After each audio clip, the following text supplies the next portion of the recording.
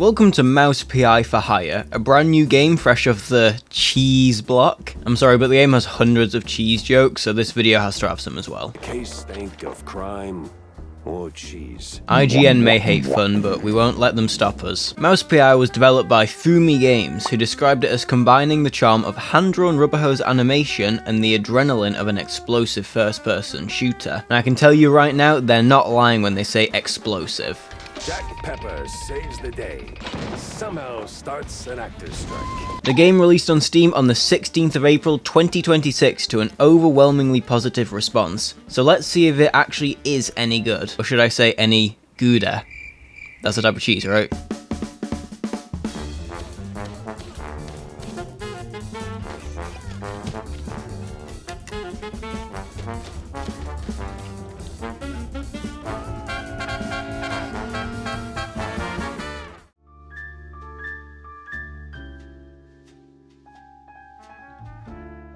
In Mouse PI, you play as Jack Pepper, a former cop turned private investigator in the bustling city of Mouseburg, who has taken on a case he maybe should have avoided. Let's just say, something smells fishy. I mean, cheesy. When we first start the game, Jack is on a blimp chasing down a mysterious figure. I run toward the dream!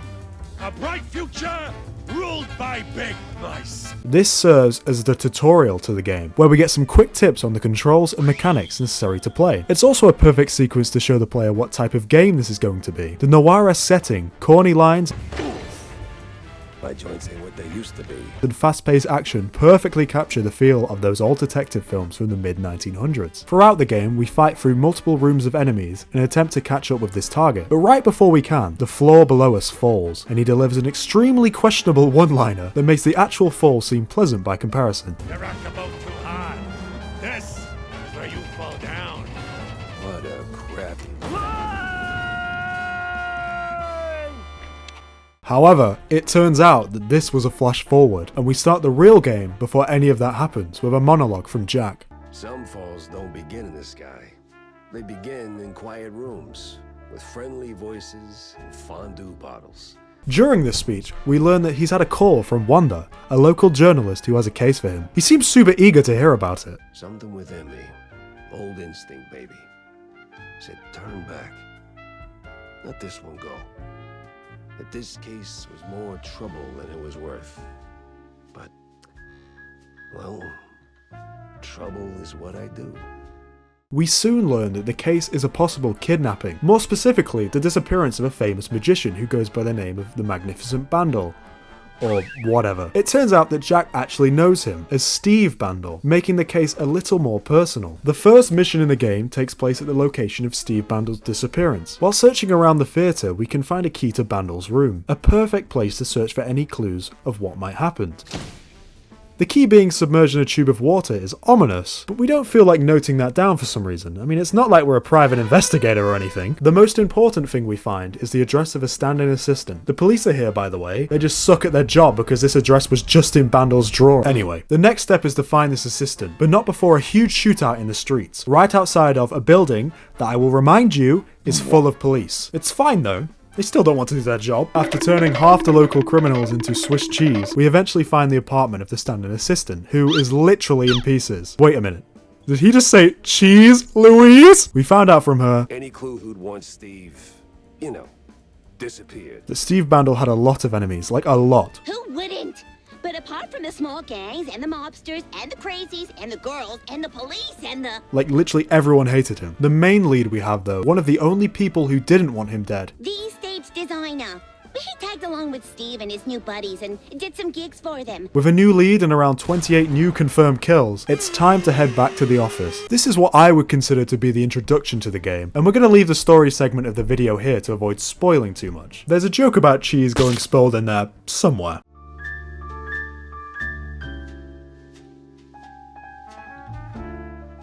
This game isn't lying when it says it's an explosive first-person shooter. Not only is the majority of the game built around shooting people, there's also enough explosives to breach Fort Knox, get it? like Brie the cheese, but we'll just stop with the cheese jokes here. Mouse PI has a simple but fun gameplay loop. You start off in your office where you can use the crime wall. You pin the clues you found during the previous mission to it and use them to find a connection of some sort. This gives you the next step of the investigation. Off to the opera then. Jack's office, by the way, is not quite a 5-star living environment. This guy is using his bath to produce photos, which makes me concerned about how often he showers. Once you're ready to go investigate, you can leave the office to get in your car. This hub area is awesome. It's full of fun NPCs that can give you extra quests, there's a shop to buy ammo, and the best feature of all, the car. When you interact with it, you're put into this top-down view of Mouseburg where you can actually drive the car to and from different locations. Who needs GTA 6 when we've got this? Obviously it's no Forza, but there's something really charming about this feature and I really enjoy it. Now let's talk about how the missions themselves generally play out. They're kind of a mix of RPG and first-person shooter. A lot of missions will start out with you entering the area and talking to NPCs. Hold your whiskers, Jack. You're not gonna get past the yellow tape without cred. But it's you in the picture. Let's just say the officer guarding the backstage is, intellectually innocent. Maybe trying to get access to somewhere off limits. No entry without an ID. Oh, here you go, officer. Oh, looking great today, Miss Fuller.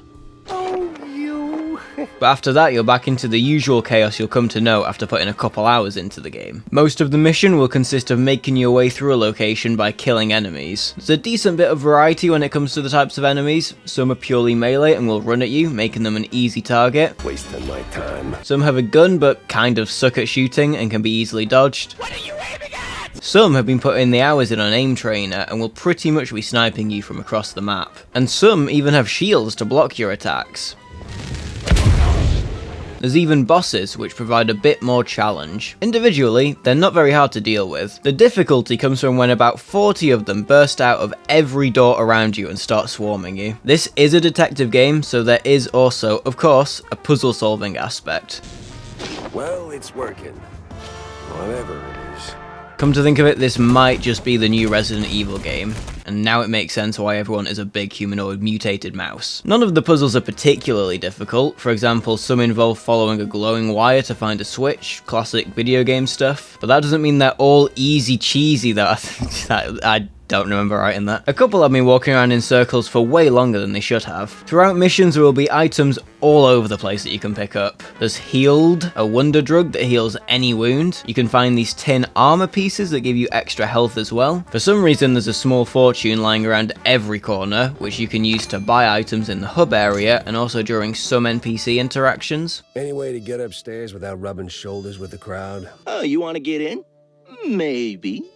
If you're ready to cough up 30 clams. You game?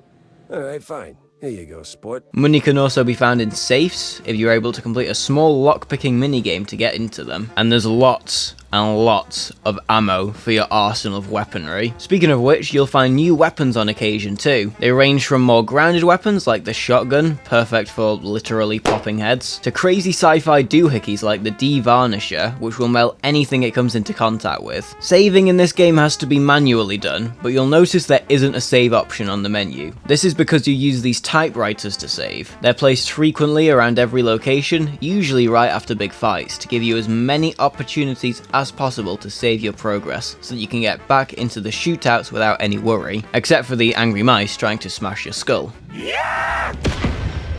But you may feel like your weapons are a bit weak. Maybe you're tired of firing blanks and you need a real bang. That's in the game, by the way, it says that. Well, that's where the BANG will come in handy. It stands for Ballistics Augmentation and Noteworthy Gains. The bang part was definitely thought of before the full name. It's a machine you can use to upgrade your guns and even give them special alternate firing modes. All it costs is some schematics, which you'll find lying around in various levels. I think we've said enough about the gameplay though. It's time to talk about one of the most unique selling points the game has to offer.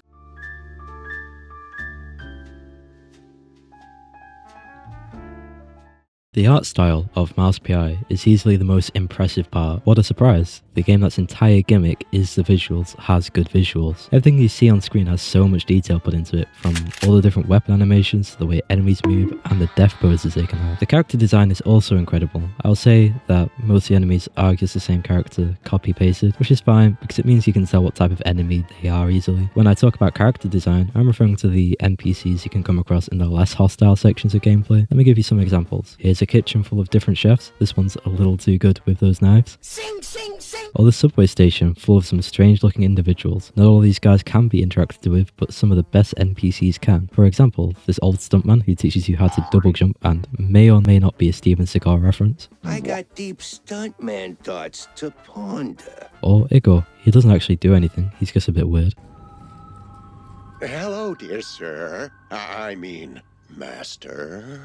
Or Tammy Tumbler, whose stepdad would be put in prison. Hey, you ever stop and think how things would be if you hadn't tossed my stepdad into the slammer? I'm not really sure how we're supposed to feel about that. The voice acting in this game is actually weirdly amazing for a game about a mouse detective. Jack Pepper, the guy who plays us, is actually voiced by Troy Baker. A little side note, I'm looking back over my script and I did in fact write Troy Baker.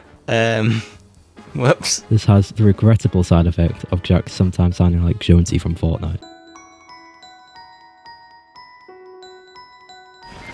By the way, the music you've been hearing throughout this video is all from the game, so if you've been enjoying it, you'll probably still enjoy it while actually playing the game, and if you haven't been enjoying it, that's a bit awkward really. So that's our review of Mouse PI for Hire. If you've enjoyed this video and it's made you at least consider buying the game, we would definitely recommend that you do that. And for more game reviews and other game related content, remember to like the video and subscribe to the channel.